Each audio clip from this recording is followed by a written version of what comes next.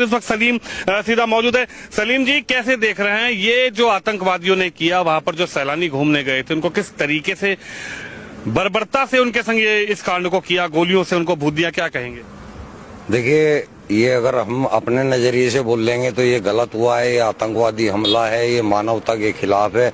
लेकिन अगर आप इसको इस्लाम के नजरिए से देखेंगे तो ये पुण्य का काम किया है उन्होंने, ये सवाब का काम किया है उन्होंने।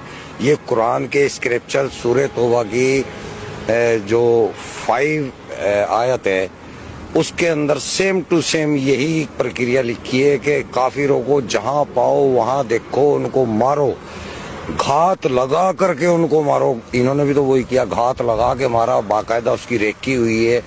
घात इस्लाम में ये लिखा है, कुरान में ये लिखा है किस तरीके से निहत्थे लोगों को इस तरीके से देश के वासियों को भून दिया जाए, उनको मार दिया जाए? आइए, मैंने कुरान की तो आपको आयत बताइए, जो सूरह तौबा है, कुरान की 9वीं सूरह है और उसकी 5वीं आयत है। वहां पे ये लिखा हुआ है, सेम इसी तरह बर्बर तरीके से मारने का लिखा हुआ है। सेम ये लिखा हुआ है कि उनको मारो, जब तक मारो जब तक कि वो ला इलाहा इल्लल्लाह कलमा ना पढ़ ले या जजिया देना कबूल ना कर ले, तब तक मारो। यानी कि पूरे हिंदुस्तान के हिंदुओं का यही हसर होना है इस्लाम के अनुसार।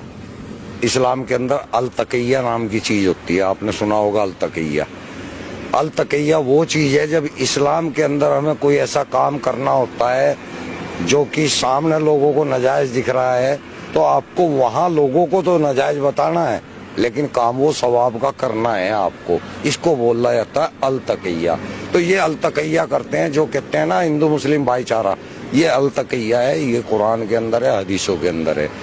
मुसलमानों को तो, मैं इंडिया के मुसलमानों की बात कर रहा, बाहर के नहीं। मुसलमान इंडिया का जो है वो अनपढ़ है, उसको कुरान के बारे में कोई नॉलेज नहीं है। इसलिए अगर वो भाईचारे की बात कर रहा है तो वो ठीक कर रहा है, लेकिन वो इस्लाम के अनुसार गलत कर रहा है। इस्लाम के अंदर कोई भाईचारा इस टाइप का नहीं है। इस्लाम के अंदर केवल मुस्लिम मुस्लिम भाईचारा है, हिंदू मुस्लिम भाईचारा कोई नहीं है। आप पढ़ के देखें या किसी आलिम से बात करके देखें। अब मैं भी आलिम ही हूँ, मैं आपको बता रहा हूँ।